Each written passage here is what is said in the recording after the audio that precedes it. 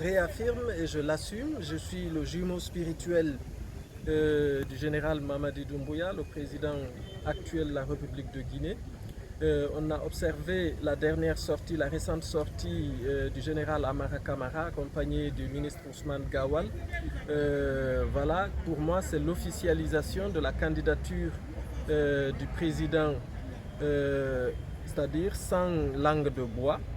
Et moi, j'ai évité de faire ce qu'on appelle prêter l'intention avant cela. Maintenant que c'est vraiment officiel, voilà ma position. Premièrement, la communication qu'il a faite au départ, comme quoi ni lui ni les membres du gouvernement ne vont pas se présenter, le décryptage que j'ai fait à ce niveau, c'est que c'était un langage subliminal en fait. C'est un langage subliminal, ça veut dire quoi? Qu'il ne va pas se présenter tant que c'est la charte de la transition qui est en vigueur. Mais si cette charte de la transition est remplacée par une nouvelle constitution qui le lui permet, rien ne sera exclu. Donc pour moi, c'est le contenu du message de départ. Donc aujourd'hui, je suis dans une posture de soutien total à cette candidature du général, vu le bilan des 3 années de gouvernance qu'il a eu déjà, un bilan qui rivalise les 11 ans du régime précédent. Et moi, je pense qu'avec le bilan actuel de ces 3 années de gouvernance du président Doumbouya, il y a de l'espoir. En tout cas, c'est le meilleur espoir pour moi, comparativement à la classe politique actuelle qui a démontré toutes ses limites pendant ces 10 dernières années. Donc voilà, j'apporte un soutien total avec une conviction profonde, sans démagogie.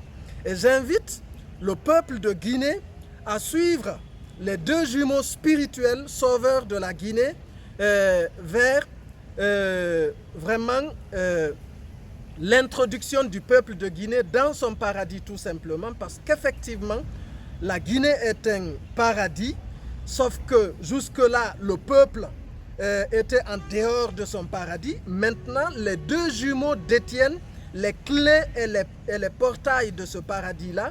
Il suffit de les accompagner voilà, à ouvrir ce paradis-là et à y introduire tout le peuple afin que chacun jouisse de ce bonheur, de ce paradis-là, avec ses trésors inépuisables.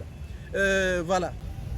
En fait, il n'y a pas eu de parjure, il n'est pas question de parjure ici, ni de trahison de la parole donnée. Parce que, encore une fois de plus, l'engagement du général Mamadi Doumbouya de ne pas se présenter ni les membres du gouvernement, ça concerne, c'est-à-dire c'est sous tutelle de la charte de la transition. Tant que c'est la charte de la transition qui est en vigueur, il n'y a pas de candidature. Tout est complètement exclu. Maintenant que nous parlons d'une charte de transition qui va être remplacée désormais par une nouvelle constitution qui va remettre les compteurs à zéro, c'est de cela qu'il s'agit. C'est en cela que moi, à mon analyse, à mon décryptage, vraiment, il n'y a pas eu de parjure.